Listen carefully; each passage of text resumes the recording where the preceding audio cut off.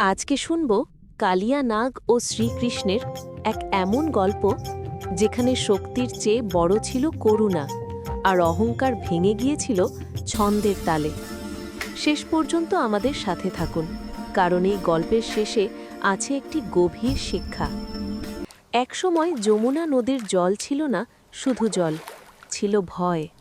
যমুনার গভীরে বাস করত এক ভয়ঙ্কর বিষধর নাগ। তার নাম ছিল কালিয়া। তার বিষে নদীর জল হয়ে উঠেছিল বিষাক্ত। পাখি নামলেই মারা যেত। মানুষ আর পশু কেউই জল ছুঁতে সাহস পেত না। বৃন্দাবন নীরবে কাঁদছিল। সেই কান্না শুনেছিল এক শিশু। সেই শিশু ছিল শ্রীকৃষ্ণ। একদিন খেলতে খেলতে কৃষ্ণ যমুনার দিকে তাকালেন। তার চোখে ছিল না ভয়, ছিল করুণা। আর কেউ কিছু বোঝার আগেই তিনি যমুনায় ঝাঁপ দিলেন। জল ফেটে উঠল। কালিয়া নাগ ফনা তুলে ছুটে এলো। চারদিকে ছড়িয়ে পড়ল বিষ। সে কৃষ্ণকে পেঁচিয়ে ধরল।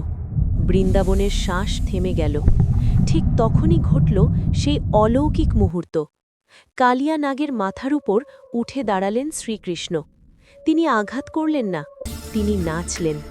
প্রতিটি পায়ের ছন্দে ভাঙতে লাগল অহংকার, শুকিয়ে যেতে লাগল বিষ। এই নৃত্য ছিল না শাস্তি, এই নৃত্য ছিল উপলব্ধি। লজ্জিত কালিয়া যমুনা ছেড়ে চলে গেল। যমুনা আবার নীল হল, বৃন্দাবন আবার বাঁচল। এই গল্প আমাদের শেখায়, অহংকারকে শক্তি দিয়ে নয়, উপলব্ধি দিয়ে জয় করতে হয়। এই গল্পটি যদি আপনার ভালো লেগে থাকে তাহলে আমাদের সাথেই থাকুন। আবার দেখা হবে নতুন একটি গল্প নিয়ে।